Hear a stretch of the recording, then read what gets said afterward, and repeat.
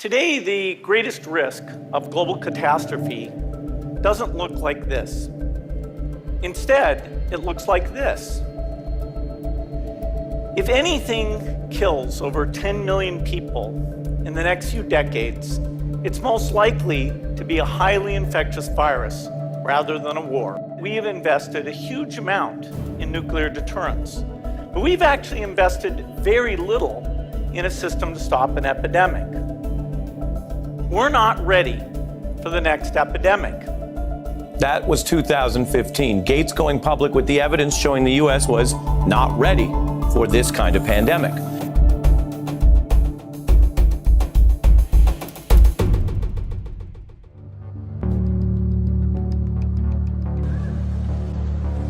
China hasn't typically disparaged other countries' responses to the virus.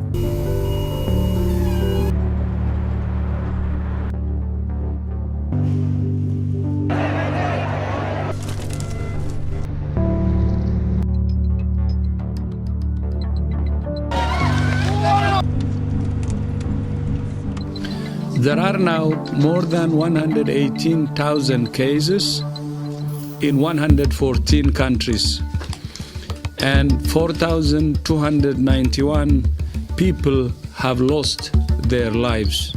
We have therefore made the assessment that COVID-19 can be characterized as a pandemic.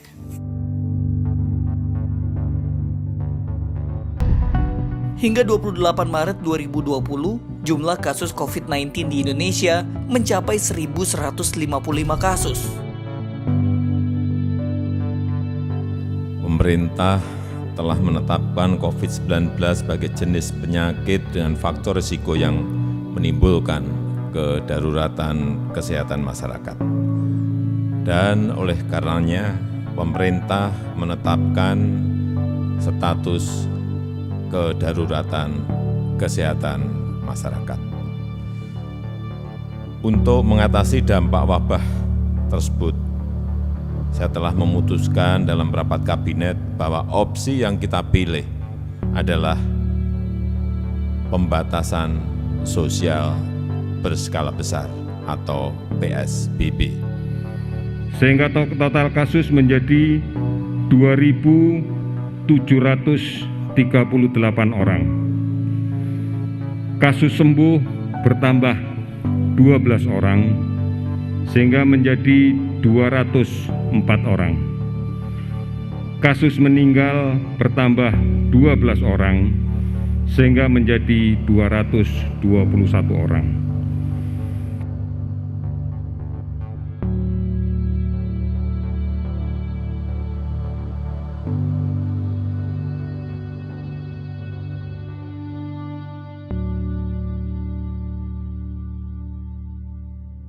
It's so painful to see the level of stigma we're observing. We need to fight in unison. And the stigma, to be honest, is more dangerous than the virus itself. And let's really underline that. A stigma is the most dangerous enemy. Dampak dari wabah virus corona juga mulai menimbulkan keresahan dan potensi konflik horizontal di tengah warga. Pemakaman jenazah yang meninggal akibat corona ditolak oleh warga. Hal ini terjadi akibat minimnya informasi dari pemerintah kepada publik. Bupati Banyumas Ahmad Hussein pun berupaya menenangkan warga. Warga desa Cikayep, Kecamatan Sukasari, Kabupaten Sumedang, menolak pemakaman seorang warga pasien positif COVID-19.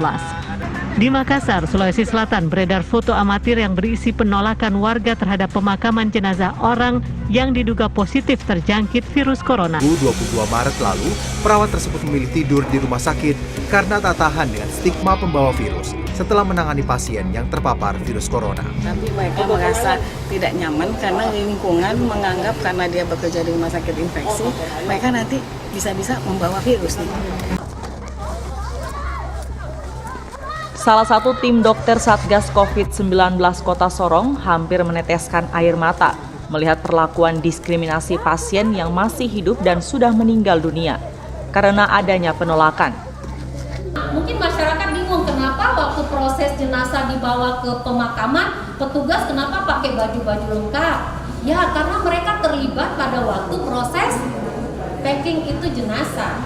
Jadi sekaligus lah itu baju pakai sampai begitu jenazah dimasukkan ke liang kubur dan ditutup tanah, itu aman.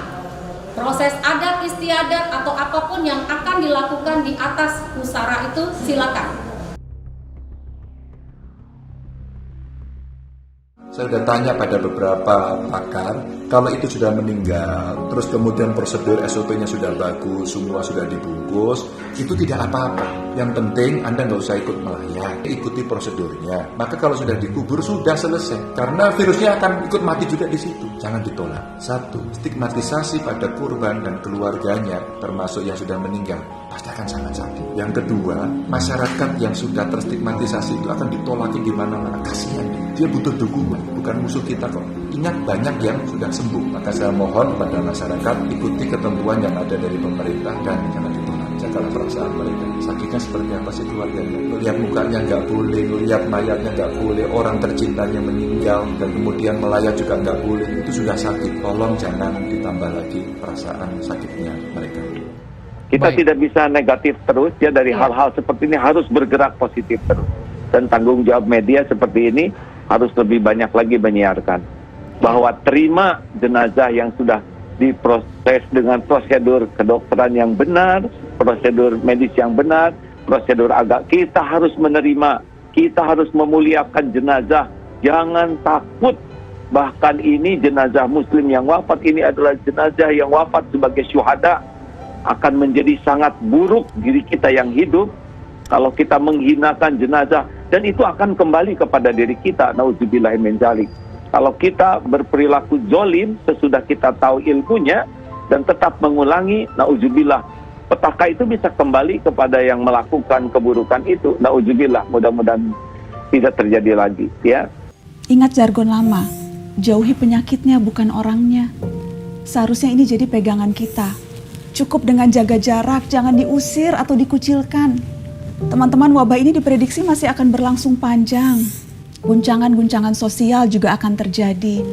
Dan inilah saatnya memperkuat solidaritas. Jarak fisik memang harus direnggangkan, tapi ikatan sosial justru harus dirapatkan. Kita tidak bisa sendirian mengatasi wabah ini. Hari ini soliter seharusnya solider. Jaga jarak dengan penyakit, bukan dengan kemanusiaan. Saya yakin bahwa kita semua mampu untuk menjadi pahlawan di dalam kaitan dengan pengendalian penyakit ini.